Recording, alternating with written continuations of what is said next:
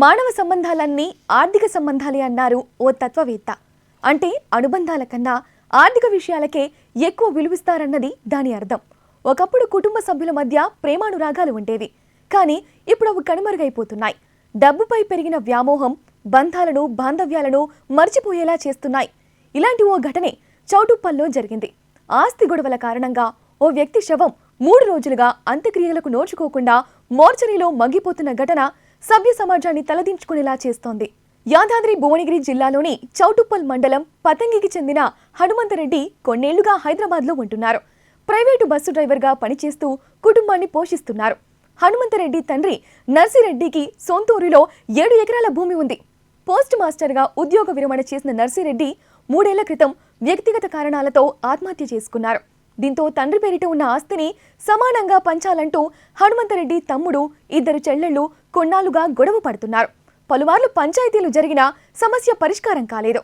దీంతో హనుమంతరెడ్డి 2 చెల్లెళ్లు ఆస్తి కోసం కోర్టు మెట్లెక్కారు. ఇంటి వ్యవహారం రచ్చకెక్కడంతో హనుమంతరెడ్డి కుంగిపోయాడు. ఆస్తి కోసం చెల్లెళ్ళిద్దరూ కోర్టుకెక్కడం ఆయనను మరింత క్షోభకు గురిచేసింది. దీంతో కొన్నాళ్లుగా డిప్రెషన్లోకి వెళ్లిపోయాడు. ఈ క్రమంలోనే జూన్ 8న పతంగిలోని ఇంటికి వెళ్లిన ఆయన ఉరివేసుకుని ప్రాణాలు తీసుకున్నాడు. తర్వాతి రోజు ఉదయం పక్కింటి వారు చూసి కుటుంబ సభ్యులు పోలీసులకు సమాచారం ఇవ్వడంతో విషయం వెలుగులోకి వచ్చింది. పోలీసులు మృతదేహాన్ని పోస్టుమార్టం కోసం స్థానిక ప్రభుత్వ ఆసుపత్రికి తరలించారు. భర్త మృతికి తన 2 ఆడపడుచులు మరిది కారణమంటూ హనుమంతరెడ్డి భార్య స్వప్న పోలీసులకు ఫిర్యాదు చేశారు. దీంతో ఆ ముగ్గురిపై కేసు బుక్ అయింది. దీంతో భయపడిపోయిన ఆ ముగ్గురు కేసు వాపస్ తీసుకోవాలని ఒత్తిడి తెచ్చారు. అయితే ఆస్తికి సంబంధించి కోర్టులో ఉన్న కేసు వెనక్కి తీసుకోవాలని హనుమంతరెడ్డి భార్య స్వప్న, ఆమె తరపు బంధువులు భీష్మించారు. ఆ తర్వాతే అంత్యక్రియలు చేస్తామని తేల్చి చెప్పారు. అయితే వారు అందుకు అంగీకరించలేదు. ఆది సోమవారాల్లో హనుమంతరావు తమ్ముడు చెల్లెళ్లతో గ్రామ పెద్దలు, బంధువులు చర్చించారు.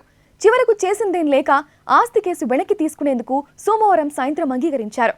అప్పటికే కోర్టు సమయం ముగిసిపోవడంతో మంగళవారం కేసు వెనక్కి తీసుకున్న తర్వాత అంత్యక్రియలు నిర్వహించేందుకు ఏర్పాట్లు చేశారు.